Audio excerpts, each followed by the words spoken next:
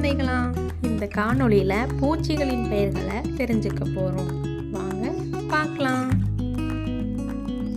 எறும்பு, வண்டு, தட்டான் பூச்சி, மின்மினி பூச்சி, வெட்டுக்கிளி, தேனீ,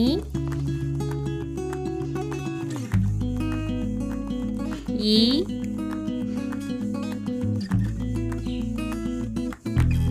சிலந்தி, கொசு,